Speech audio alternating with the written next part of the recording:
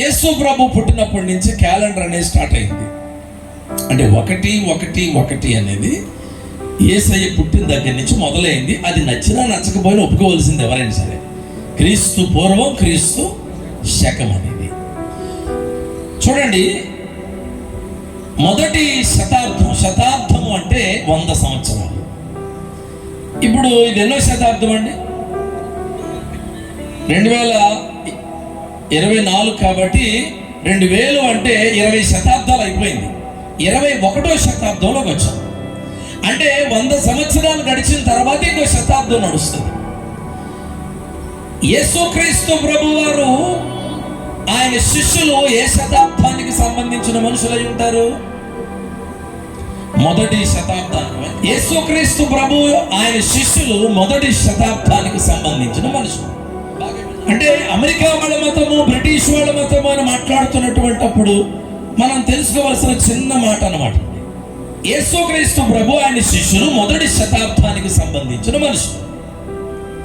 ఆయన శిష్యుల్లో ఒకడైనటువంటి తోమ భారతదేశానికి వచ్చినట్లుగా, ఆయన పంజాబ్లో, కేరళలో, అలాగే తమిళనాడులో అనేకమైనటువంటి సంఘాలు కట్టి పరిచయం చేసినట్లుగా, ఒక ఇంజనీర్గా ఆయన ఒక పని చేసినట్లుగా భారతదేశ సంఘ చరిత్ర చెబుతుంది. తోమా గారు మన దేశానికి వచ్చి సువార్త ప్రకటించినట్లు, ఆయన పరిచర్యలో పూజారులు వారి యొక్క కుటుంబాలు కూడా రక్షణ పొందినట్లుగా సంఘ చరిత్ర అనేది చెబుతుంది. అది అట్లా ఉంచండి. అది మొదటి శతాబ్దంలో జరిగిన గొడవ. అంటే భారతదేశానికి ఏ శతాబ్దంలో వచ్చేసింది సువార్త? మొదటి శతాబ్దంలోనే తోమా గారి ద్వారా సువార్త వచ్చేసింది భారతదేశానికి. అయితే తోమా గారిని చంపేశారు. ఆ తర్వాత సువార్త కాస్త మరుగుపడింది. అది అలా ఉంచండి.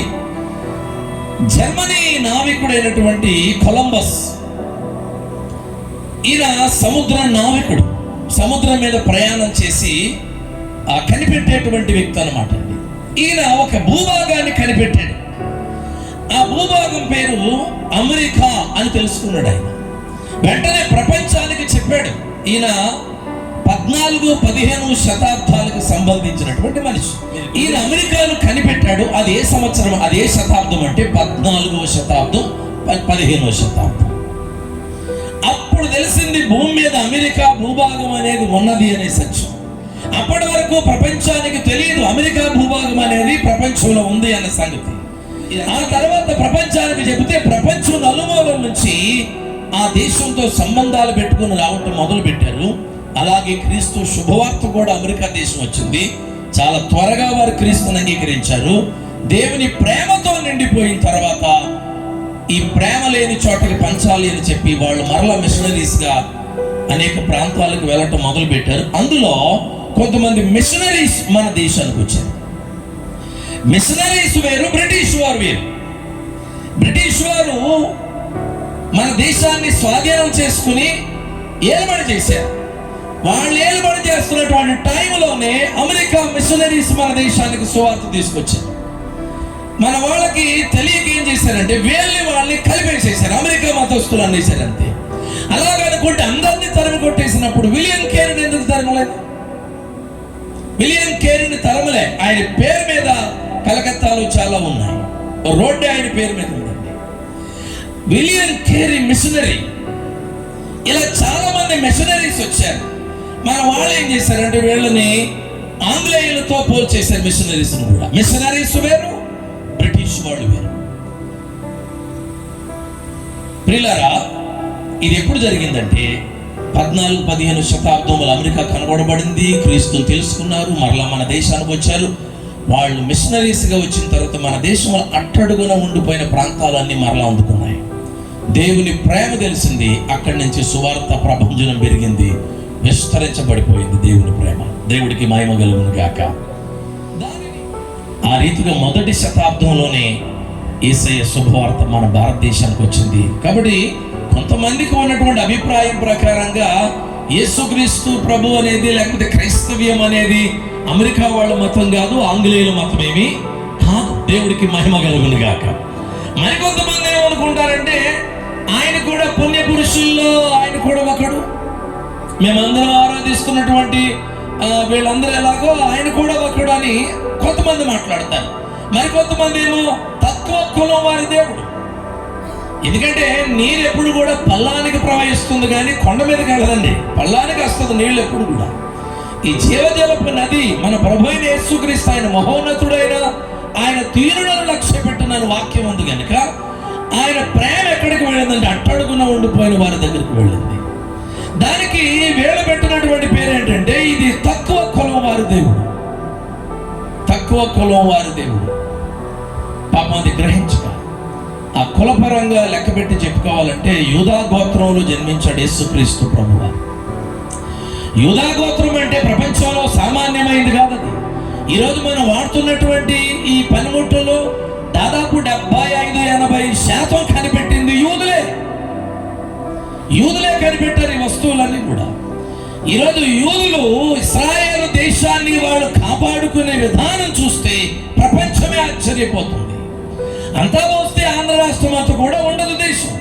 మరి ఎక్కడి నుంచి వచ్చింది ఈ టెక్నాలజీ? వాళ్ళకి ప్రతి ఇంటిలో కూడా మేధస్సు కలిగిన వాళ్ళే ఉన్నారు.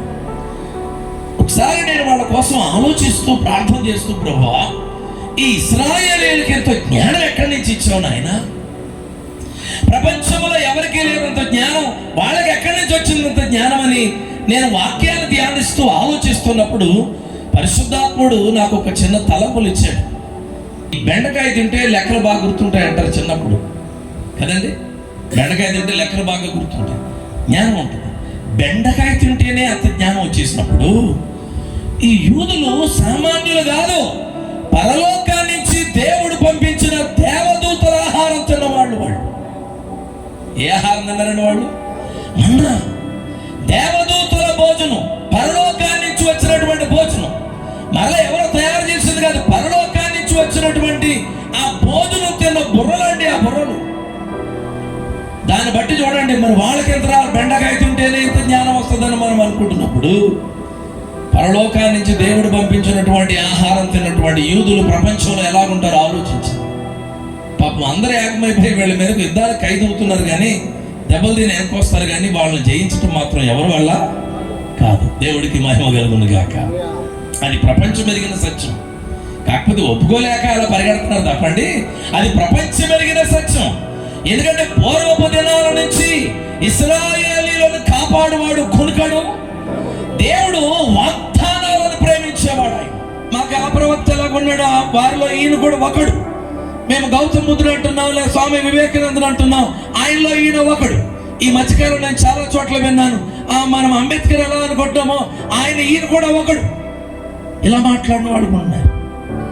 వీళ్ళ రష్యా ప్రవక్త అంటాడు, ఇతనితో నీవు సాటి అని ఎవరిని నాకు సాటి చేసి చూపించగలరు? ఆయనకు ఆయనే సాటి. హల్లెలూయా. భూమి మీద ఏ మనుషుడు యేసుక్రీస్తు ప్రభువుకు సాటి అయిన వాడు లేడు.